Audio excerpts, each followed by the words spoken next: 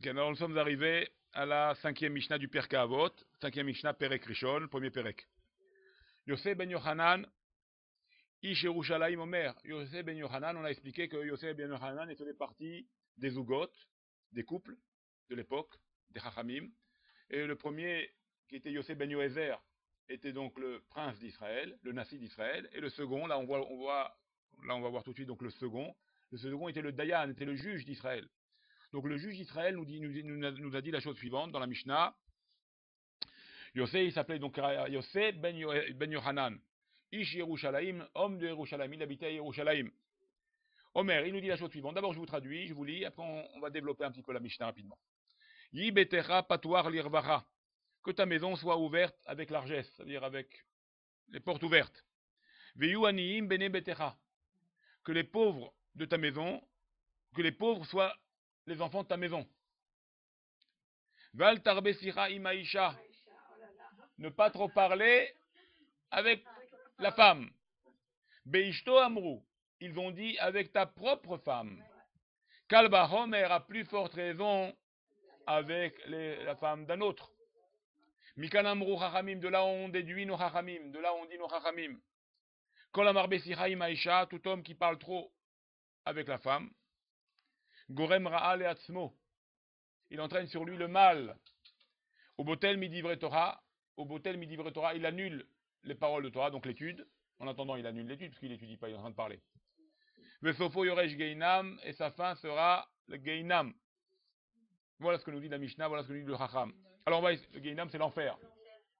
Il méritera là-bas la punition d'en haut. S'il parle trop, il parle trop.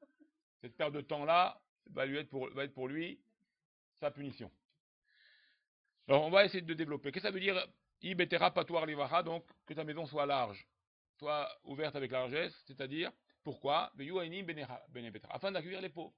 Pourquoi il faut ouvrir sa maison? Pourquoi il faut que la porte elle soit ouverte? Pour accueillir les pauvres. Maintenant, les pauvres, comment tu dois les considérer? Regardez, comme tes propres enfants. Comme tes propres enfants. Nous dit la Mishnah, pas comme. Il n'y a pas de comme. Regardez.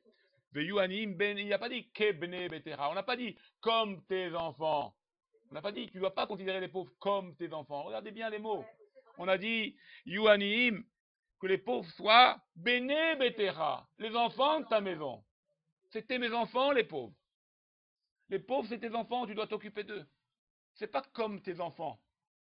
Et là, c'est tes enfants. Ça veut dire quoi? Parce que si c'est comme tes enfants, tu vas leur mettre des limites. Si c'est pas ton enfant, tu mets des limites à la maison. Mais si c'est tes enfants, tu mets des limites. Il ouvre le frigidaire, il fait ci, il fait ce qu'il veut quelque part. Bon, on met des limites parce qu'on veut les éduquer. Mais quelque part, ils se sentent complètement libres. Ils sont très bien, ils ont envie de frigidaire, ils ont envie de manger, ils ont envie de se servir. On va pas leur dire non, mange pas. On va pas les bloquer, on va pas les limiter dans ça, surtout pas dans ça. D'accord? Alors la même chose. Les pauvres, c'est pas, tu dois pas les limiter. Tu dois les considérer tes enfants de la maison. C'est tes enfants les pauvres. Autant de droits que tes enfants. C'est ce que nous dit le Chacham. Maintenant, Ve'altar besicha imaisha. Bon, pas trop parler avec la femme. Ils n'ont pas dit il ne faut pas parler avec la femme. Ils n'ont pas dit de ne pas parler. Ils ont dit il ne faut pas trop parler. Donc le trop, il est en plus. Ce qui est en trop, c'est pas bon. Et d'ailleurs, on sait très bien. Alors, qu'est-ce que veut dire cette... Alors, d'un côté, si on entend ça, vous les dames, vous dites encore, c'est encore une histoire de... Encore, on est en bas d'échelle. Encore les haramim, ils nous mettent en bas. Et on est toujours... voilà, toujours en bas. D'accord? Hein? Alors, et en plus, on a dit, oui, les haramim d'aujourd'hui, il faut parler avec la femme. Et là, on voit la Mishnah, elle est claire, elle est explicite. Il n'y a pas trop parlé, il ne faut pas parler avec la femme. Alors, à plus forte raison, non, avec ta, oui, marqué, je voudrais, avec Beishtoam ou avec ta femme. Donc, il ne faut pas trop parler. Alors, d'un côté, on dit, aujourd'hui, c'est la nouvelle génération, il faut parler afin de se... Et là, on te dit, il ne faut pas trop parler. Alors, qu'est-ce qu'on fait maintenant? La Torah, elle est claire ici. D'accord, alors maintenant, ça dépend quelles paroles. Lesquelles paroles il faut parler. C'est pas qu'ils ont dit, il ne faut pas parler. Ils n'ont pas dit, il ne faut pas rajouter de paroles. Il y a une différence entre dire ne pas trop parler et parler. Parler, tu as le droit de parler. Mais pas trop de parler. Pourquoi? Maintenant, on va expliquer, on va vous donner un exemple. Quelque chose d'extraordinaire. Je vous l'ai sûrement dit. Imaginez avant, rappelez-vous, vous mesdames, imaginez quand vous étiez fiancés, avant le mariage. Si je vous rappelle cette époque-là du avant le mariage. Hasra, hein? Hasra, une belle époque, hein? C'était bien, il s'occupait de moi, il était attentif, les propos étaient à la hauteur, aucun mot tordu, aucun mot Havé Shalom qui n'est pas adapté à la conversation, et les gestes étaient délicats, et inversement, la femme également. C'était propre, c'était bien, des propos adaptés. D'accord? Tout était extraordinaire d'une manière merveilleuse. Le couple était à son apogée, c'était l'extraordinaire. Si c'est la parole, si c'était les pensées, on pensait bien d'elle, c'est évident qu'elle pense bien de moi, on s'adore. Et également la même chose, l'homme il pensait bien de sa femme, la femme pensait bien de son futur mari. Donc quelque chose d'extraordinaire. Les propos étaient très limités, très concis, très précis, sans aucune réfléchi, sans aucun débordement, parce que alors là, on va s'apercevoir d'un énergumène.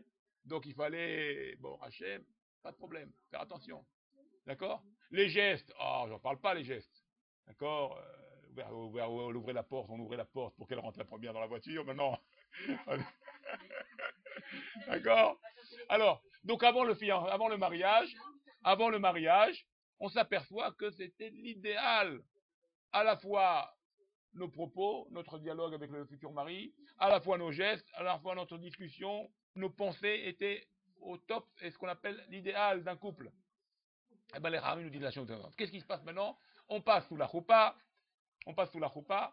et là tout d'un coup, on commence à s'habituer, et on fait des choses qu'on ne faisait pas avant, et on parle des mots qu'on ne disait pas avant, et on fait des gestes qu'on ne faisait pas, et des pensées ignobles et mauvaises sur le mari, la femme sur son mari, le mari sur sa femme, et Chaz Veshalom, toutes sortes d'idées, de pensées, de mots, que jamais avant le mariage, ces mots-là, ou ces paroles-là, ou ces pensées-là, ou ces gestes-là n'existaient. Alors c'est ce qu'il nous dit Ramim. Maintenant que tu t'es marié, il te dit attention. Altarbe sicha imaisha, ne parle pas trop avec la femme. Ça veut dire reste que le même homme que tu étais avant le mariage. Garde-toi de ces propos tordus. Garde-toi de ces gestes mauvais, méchants. Garde-toi de ces cavanos, de cet esprit tordu. Reste toujours cet homme qui est venu à la rencontre de cette jeune fille-là, avec des mots propres, avec des gestes propres, avec des pensées extraordinaires.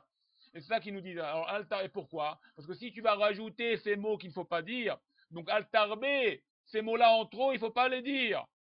Alors comment il ne faut pas les dire? Non, il ne faut pas les dire, il faut rester le même comme avant, tu t'es retenu à ces propos-là, tu t'es retenu à ces gestes-là, tu faisais attention, tu étais mis de gabère à la tméra, tu te retenais, tu as pris sur toi. Eh bien, garde ça jusqu'à 120 ans avec ta femme. Et là, tu tiendras ton compte. Quand on dit, donc, c'est ça ce qu'ils nous disent, Ramim. Quand ils nous disent de ne pas trop parler avec la femme, parce que trop parler, c'est déborder. Trop parler, ça va être un débordement entre la shonara, entre des mauvais mots, entre des gestes, des mots qu'il ne faut pas dire, ou des pensées qu'il ne faut pas penser. C'est pour ça que les poètes Ramim nous disent. Voilà ce qu'ils nous disent. Ne parle pas trop, comme tu ne parlais pas trop avant ton mariage. Voilà un petit peu le côté ici. C'est un côté très positif en fait. C'est pour garder le couple. C'est pour garder la ligne de conduite. Est-ce que le couple reste et est attaché ensemble l'un à l'autre? Voilà, c'est un petit peu ce qui... Ouais, on a vu ça aussi hier. D'accord? Voilà un petit peu le cas. Mais si tu continues, si tu veux pas écouter ça, tu veux pas écouter, tu veux te lâcher, tu veux faire ce que tu veux avec ta femme, et la femme avec son homme, avec son mari, elle veut faire ce qu'elle veut. Alors, regarde où ça mène. Mais Kanamuramim, Kolamarbe sira, donc tout celui qui rajoute le marbé, tout ce marbé là, tout ce plus qui n'était pas avant, qui n'existait pas chez lui avant. Là, il a rajouté maintenant. Il est marbé, donc il a rajouté ce côté-là, de rajouter des mots qu'il ne disait pas avant. Alors, Kolamarbe, tout ce plus, ce en trop là, regardez où ça t'emmène ce en trop là. Kolamarbe sira imaisha, gorem raale atzmo. Bah, sauf c'est toi qui vas perdre, toi l'homme ou toi la femme. C'est toi qui perds dans cette histoire-là. Parce que tu n'auras plus l'amour qu'il faut, tu n'auras plus l'intention qu'il faut, tu n'auras plus les gestes qu'il faut, tu n'auras plus ce rapprochement du couple.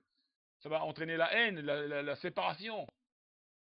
Alors tout ce marbé-là, ce rajout, soi-disant qui est bon, il n'est pas bon, il est redoutable, il est affreux, il faut l'enlever de nous. Il faut garder un kavod, un respect, il faut garder sa langue, il faut garder ses gestes.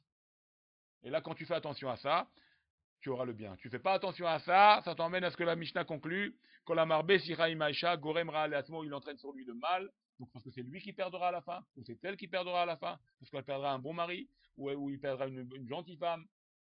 par ce rajout de paroles qui n'était pas, c'était pas nécessaire.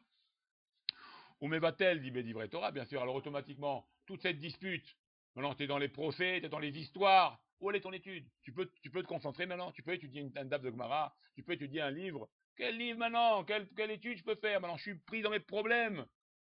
J'ai que des histoires à la maison. Un homme qui est pas dans la sérénité, qui n'est pas dans le shalom bayit, c'est fini l'étude, oublie l'étude, il peut plus étudier. Il est pris par ça. Pourquoi il est pris par ça? Plus qu'autre chose, ça. Le problème du couple, c'est plus que tous les problèmes, même pécuniers. Pourquoi? Parce que ça, c'est ton être, c'est ta vie, ça. C'est ton sang, c'est ta bassar echad, c'est ta chair. C'est comme si tu te coupes en deux. C'est très grave. Donc quelque part, il n'y a pas plus grave que ça. Ça va-t-elle livrer Torah? Automatiquement, tu ne peux pas étudier. Combien il y a des gens qui sont pauvres et qui étudient? Ah, pour ça ne les touche pas? Bien sûr, ça les touche, mais moins. Beaucoup moins, ils arrivent encore à étudier. Mais quand on touche le couple, l'étude, oublie-la. Tu ne peux plus toucher l'étude. Tu ne pourras plus ouvrir un livre tellement tu vas être préoccupé par ces problèmes-là. Et c'est pour ça que va-t-elle livrer Torah? Tu seras mais va-t-elle livrer Torah? Et ta fin, pas seulement en bas, tu es puni parce que tu te galères et tu vis plus. Pas seulement en bas, tu vas plus vivre, mais même en haut, on t'attend. Tu hériteras de Gainam, de l'enfer. Même en haut, on s'occupe de toi. Voilà ce que tu as fait dans ce système-là de trop rajouter, de trop parler, de faire des choses que tu ne faisais pas avant, que maintenant tu t'es donné à des bêtises. Voilà ce que ça a entraîné. L'exagération dans la parole, dans les gestes et dans les pensées vont t'emmener à la perte, à ta propre perte. D'accord? Voilà ce que nous apprend Rabbi Yochanan, Ish Yerushalayim. Yosef Ben Yochanan, Ken Yerushalayim. Voilà ce qu'il nous apprend. Quelques mots, bien sûr, on peut encore toujours développer, mais pour l'instant, ça nous suffit.